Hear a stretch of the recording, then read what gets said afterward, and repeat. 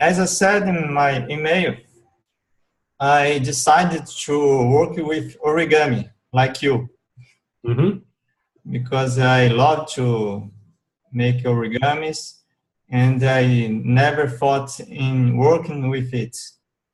And I was seeing not your TED Talks. I was seeing an interview, a video, and you said that you quit your job to work with origami. Yep.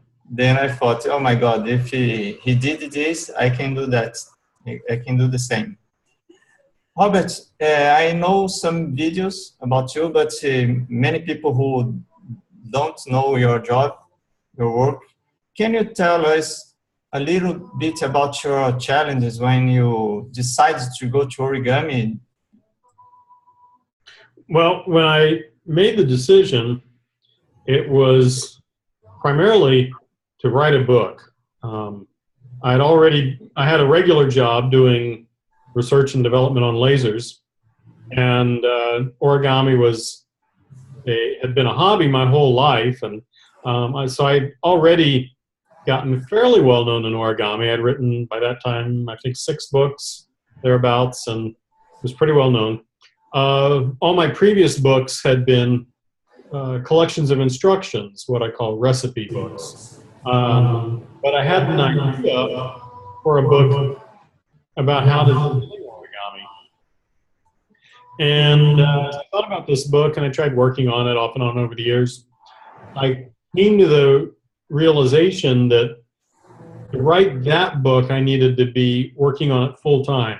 I couldn't do a little bit at a time and then set it aside, keep coming back. So I decided the only way the book would get written would be if I quit my job and went and wrote the book. So that was the motivation for the change in career. Just go write the book. And I figured while I was doing that, I would try to develop a laser career, follow up on all the leads that had been coming my way over the past, but that I'd had to turn down because I had a full-time job.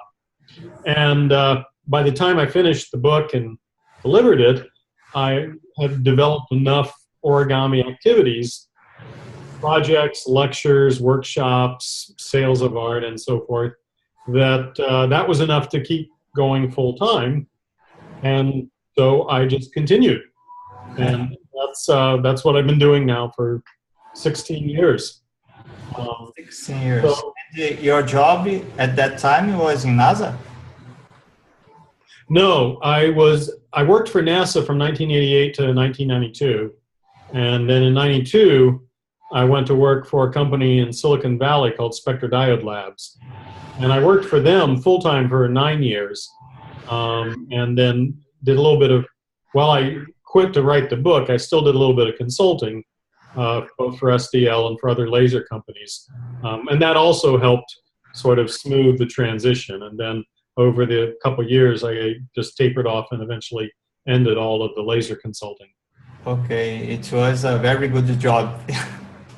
It was. I enjoyed doing R&D on diode lasers. It was a lot of fun.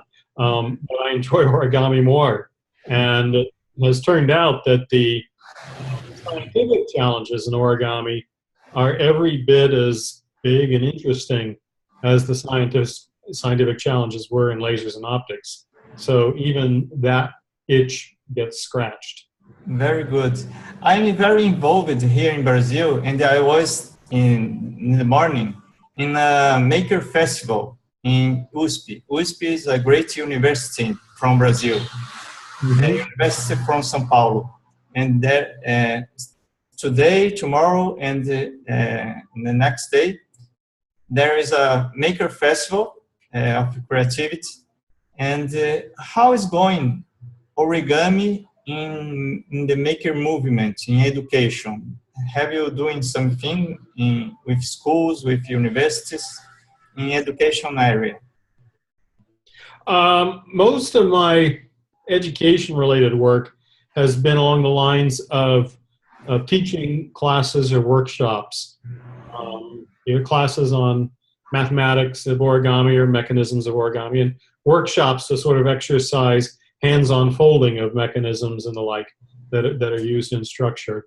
I guess I cross paths periodically with maker movement, and I'd say origami is nicely compatible with it, because using relatively accessible tools like laser cutters and the like, one can create origami mechanisms that are more than just simple paper folds. You can make things out of wood and polymers and metal, and so a greater variety of materials and variety of mechanisms. So I think it's very compatible with the maker movement. In fact, 3D printing has even a role in origami. But I haven't had a lot of sort of interaction crossover with the movement. I think there's the potential for more. And you have, I was talking to a friend of mine that origami is like a 3D printing with paper. It's faster than 3D printing because we folder and it's enough in a few minutes. Yeah, they're complementary technologies. And 3D printing, you can really make any 3D structure. With origami, you can make some 3D structures, not others. So there are differences. I'd say origami is perhaps more constrained than 3D printing in what you can make. But the constraint is part of what makes it interesting. And interestingly, it's possible to use 3D printing as a tool to create origami structures whereby you can print rigid facets in 3D. But if you print on a flexible material, then you can create an entire origami crease pattern that has rigid facets and flexible hinges, and do it in a single pass using 3D printing. Very good. And about the arts exhibitions, have you made exhibitions out of the United States in other countries? Yeah, most of my exhibitions are in the U.S., but quite a few have been elsewhere. I've got work right now in a pretty big exhibition in Taiwan, and I've had work in Japan and Korea, Paris, I guess. So a little bit overseas, but most is in the U.S. Very good. I will organize an exhibition for you in Brazil, in São Paulo. Well, that would be fun. One of the things I do seek when I do an exhibition is to make sure that shipping and insurance costs are covered by the venue putting on the exhibition. So that's something to get into the discussions up front. Yeah, of course. We have the Japan Festival in São Paulo. It's the biggest festival in Brazil of Japanese culture. I know some people who organize this event, and we can think about this. Yeah, I learned many years ago of the very large Japanese community in Brazil, and in fact they published a book. There's a Brazilian published origami book that came out probably 20 years ago, of works by authors around the world. Have you heard of it? It's called I think El Arte des Mestres or something to that effect. The Art of the Masters. I look for this book. Then I look for this book and I put in the legends. I love to. I discovered that I am a video maker too. I love to record videos. I discovered that I am a YouTuber and origami. And very good. And do you have followers in other countries that you? Because when I saw your TED Talks, TED is something very far. It's interesting because we see a TED Talk and we see it's very difficult to talk to this person. Then I thought, I will see it. I will find the site. I found your site and send an email, and you answer in the same day. Yeah, I get a lot of emails, and quite a few from around the world. In the last few days, I had a couple emails from Brazil. And I answer all the emails. And so I'd say most of my correspondence probably are in the U.S., but I have a few from just probably you name any country, and someone has probably written to me from there. Yeah, and I have in May. In May, I will make a lecture in the biggest event of education in Brazil. It's called Bet Brasil Educar. It's from I2I, which is a company of London. In London, they have the biggest technology fair of education, technology in education. Mm-hmm. And I would like very, very much to include some cases of robotics with origami. We send emails and I will include some of your cases in the lecture. Well, let me give you something to look at. But for robotics and origami, there's been a lot of work done by the research group of Daniela Rus at MIT. So if you'll kind of Google her and her website, you'll find really interesting origami robotics there. Also, Rob Wood at Harvard has also done some pretty sophisticated folding micro robots, but I think his technology is probably a little more advanced. You need more equipment to do the sorts of things he's doing. But a lot of Daniela's work is very accessible. Very, very well. And talking about the traditional origami, I have a dream here in Brazil because I love education and I am very involved with free education because in Brazil, it's very different, the laws, because in the United States, the young people can study outside of school, you know, but in Brazil, when the children cannot study out of school. But I love to study free education, and I believe that origami should be taught in school. So I send you the site origamistas.club. I want to create a portal of origamistas in Brazil. In the United States, do you have some kind of a portal to promote origami in schools? Do you have some case to tell us? There are various individuals within the U.S. who use origami in schools and work to try to promote it. I wouldn't say there's not an organization devoted specifically to that, but within the American National Origami Society, Origami USA, there are quite a few people who are involved in or interested in origami in education, and so they share ideas on the society members' mailing list, so so they can reach each other and interact and share notions.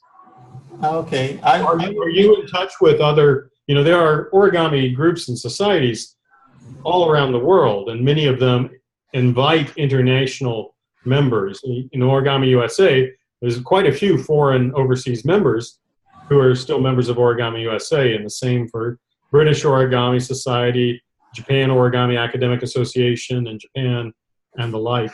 Are you a member of or in touch with these other societies at all?